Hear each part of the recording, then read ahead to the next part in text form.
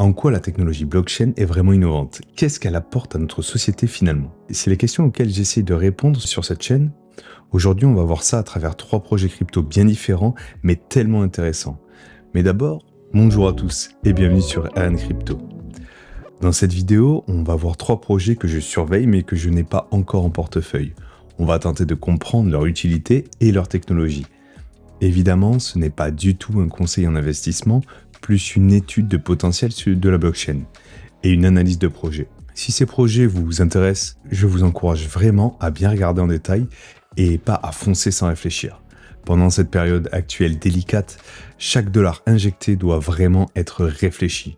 S'il y a bien un truc que j'ai compris dans cet écosystème, c'est qu'on n'est pas du tout les plus malins et que tout est fait pour prendre notre argent. Pour un investissement réussi, il faut vraiment savoir rester humble et comprendre quel rôle on joue. Je vais pas vous prendre la tête 10 ans avec ça, mais il y a souvent un truc que je me répète qui est si t'es dans une soirée et qu'il n'y a pas de relou, c'est que le relou, c'est toi. Tu vois ce que je veux dire? Dans les cryptos, c'est pareil. Le marché ne nous doit rien. Si tu penses qu'il y a un Gugus qui va venir acheter la crypto sur laquelle t'es à moins 80%, c'est que c'est toi le Gugus qui est acheté au top.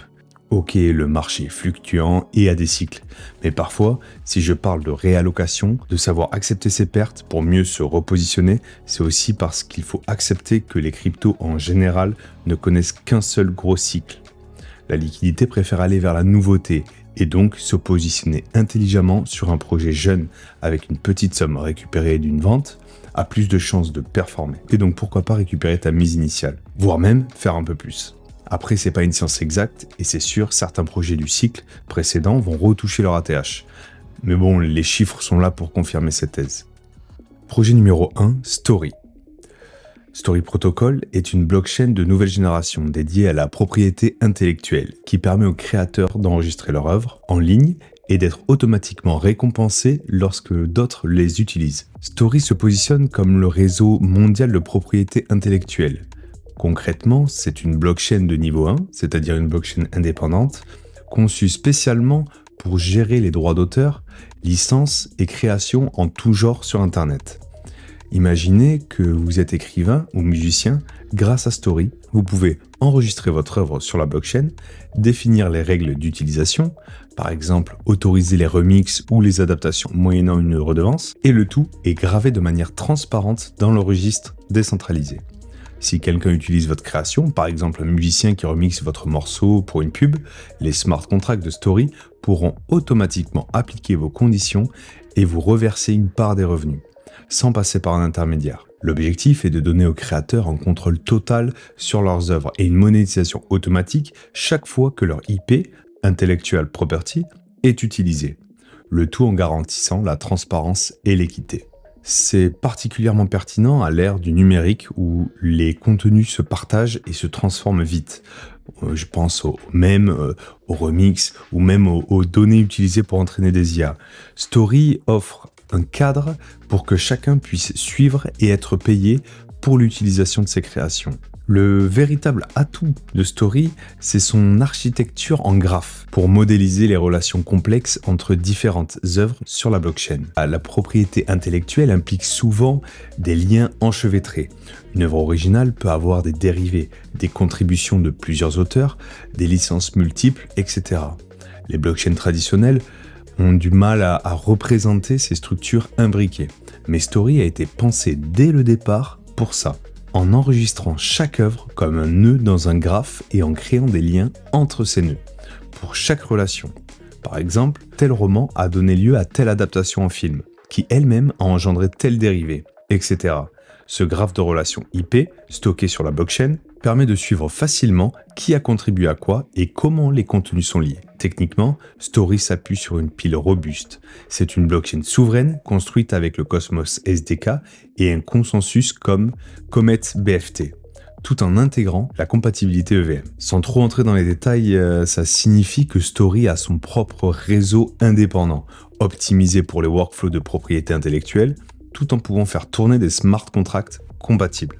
C'est un mélange intéressant de technologies éprouvées, donc Cosmos et EVM, combinée à une innovation architecturale spécifique pour répondre aux besoins très particuliers de la gestion des droits d'auteur. Ce choix technique ambitieux vise à assurer que même des structures de licence complexes ou récursives puissent être gérées directement on-chain, ce dont peu de projets sont capables aujourd'hui.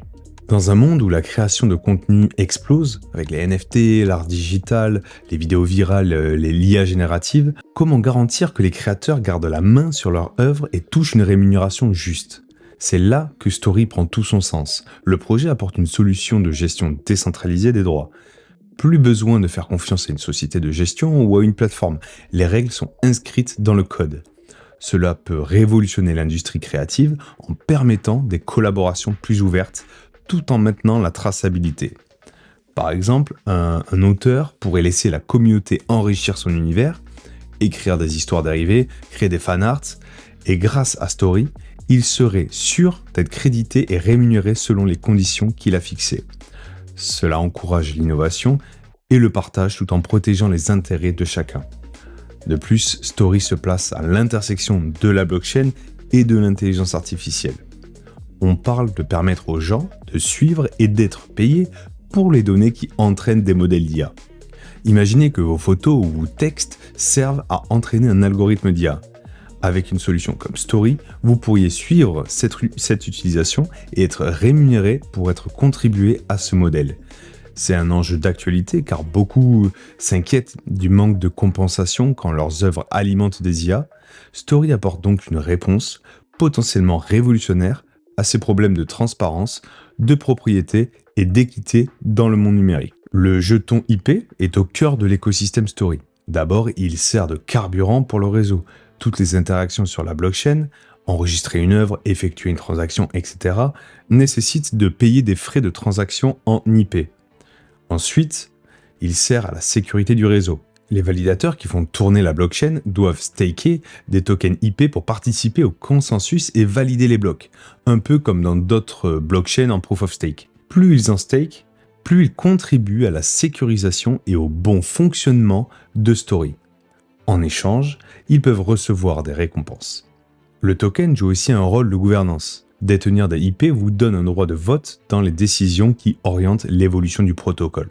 Par exemple, la communauté pourrait être amenée à voter sur des paramètres du réseau, de nouvelles fonctionnalités ou l'utilisation de fonds communautaires. Et ce sont les détenteurs des IP qui ont la parole.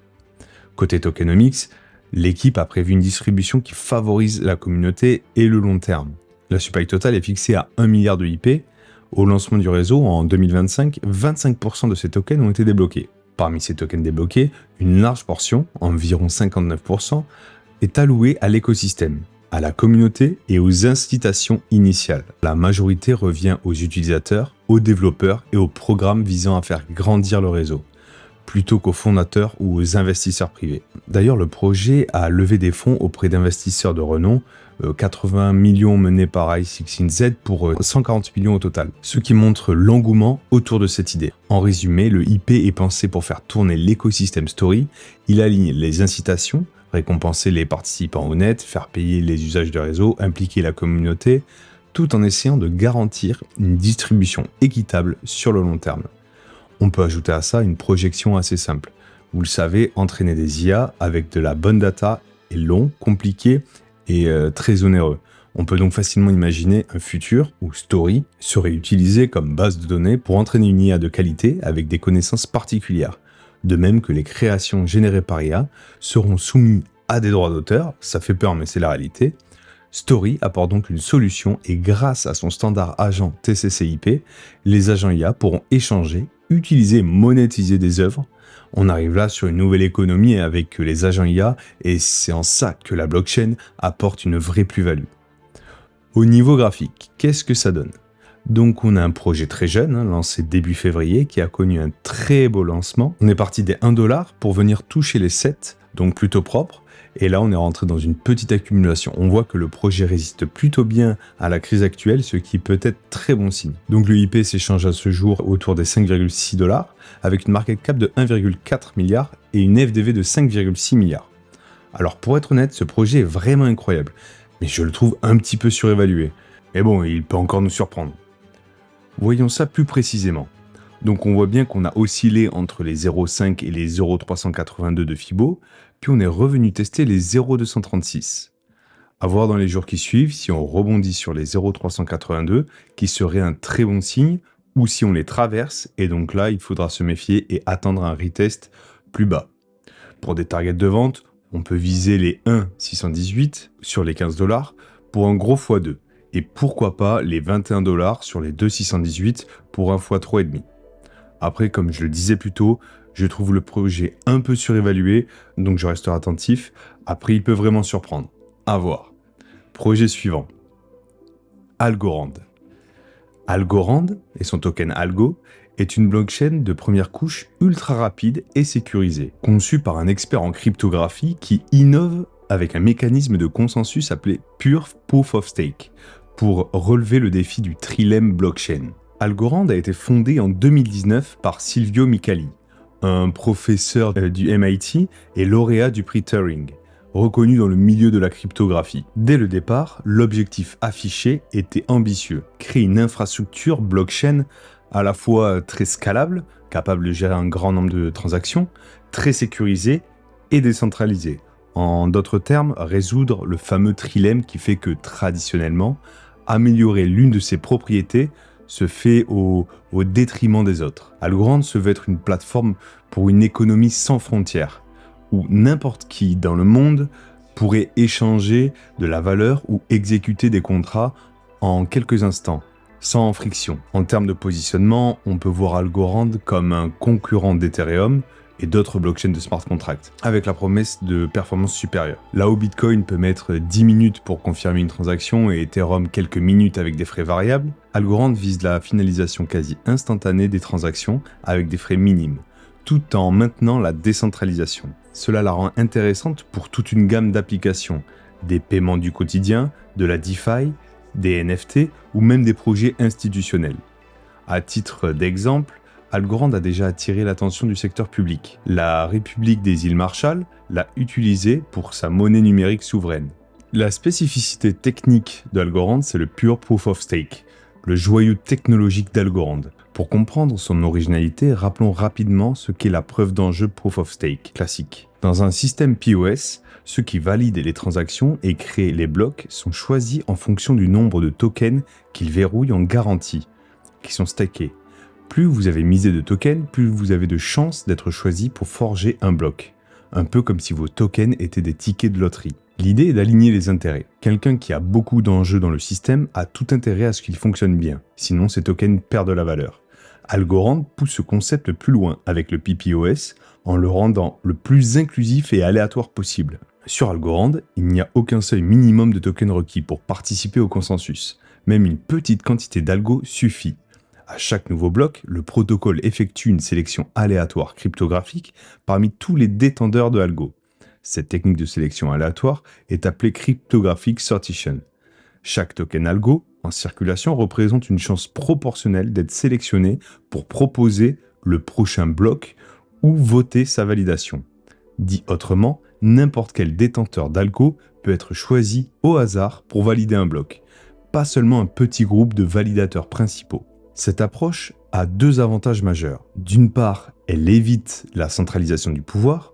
On ne dépend pas d'un ensemble fixe de validateurs. La pool reste ouverte et dynamique. Et d'autre part, elle renforce la sécurité. Pour tenter de corrompre le réseau, un attaquant devrait contrôler une part immense des algos, ce qui est coûteux. Et même dans ce cas, la sélection étant aléatoire et imprévisible, il ne peut pas savoir à l'avance quels comptes seront choisis pour valider les prochains blocs. Le résultat, c'est un système très robuste, décentralisé et résilient. De plus, l'absence de verrou à l'entrée, pas de minimum stake, pas de période d'immobilisation obligatoire pour participer, fait que tout le monde peut contribuer, ce qui augmente le nombre de validateurs potentiels et donc la décentralisation du réseau. Un autre bénéfice du PPOS, c'est son efficacité énergétique. Comme pour les autres Proof of Stake, on n'a pas besoin de faire tourner des calculs gourmands en électricité, contrairement au Proof of Work classique de Bitcoin par exemple. Algorand est donc très éco-friendly et peu coûteux en ressources, ce qui était un argument important, notamment à l'époque où le débat sur l'impact écologique des cryptos faisait rage. En résumé, la spécificité technique d'Algorand, son pure proof of stake, c'est d'avoir démocratisé le processus de validation. Chaque algo compte et peut vous faire devenir, l'espace d'un instant, un des garants du réseau. Cela permet à Algorand d'atteindre une vitesse de traitement exceptionnelle tout en gardant un haut niveau de sécurité. Aujourd'hui, le réseau Algorand confirme un bloc en environ 4 secondes, ce qui donne une finalité quasi instantanée aux transactions. Au niveau graphique, alors là forcément on est sur un projet plus ancien de juillet 2019. Il a connu un cycle et 2 bear markets. C'est un projet franchement incroyable, mais qui n'aura pas sa place dans mon wallet. On n'est pas à l'abri d'une news qui pousse son prix vers le haut d'un coup, évidemment, comme une adoption par une entreprise ou un autre gouvernement, mais il ne fait pas partie de ma thèse d'investissement. À ce stade, le token s'échange autour des 0,20 $, et je viserai juste un retest du précédent top local autour des 0,5 $. Après, j'espère me tromper, mais sur un cycle comme celui-ci, on voit bien les liquidités aller vers des projets plus jeunes, encore en découverte de prix. Et voilà, c'est fini pour la partie 1 de cette vidéo. Afin de proposer un format plus digeste, je sortirai la deuxième partie dans la semaine. J'espère que cette présentation vous a permis d'y voir plus clair sur ces projets et les concepts techniques qu'ils embarquent. N'hésitez pas à approfondir vos recherches sur ceux qui ont piqué votre curiosité. Dans le monde des cryptos, il y a toujours de quoi creuser et apprendre. Si quelque chose n'était pas clair, ou si vous avez des questions, surtout posez-les en commentaire. La communauté est là pour s'entraider et discuter. Enfin, si ce format vous a plu et que vous voulez continuer à explorer l'univers passionnant de la blockchain, pensez à liker la vidéo et à vous abonner. Activez la petite cloche pour ne pas rater la deuxième partie. Merci d'avoir regardé jusqu'au bout. En attendant, je vous laisse avec cette vidéo sur comment les RWA vont changer notre société. À bientôt. Ciao.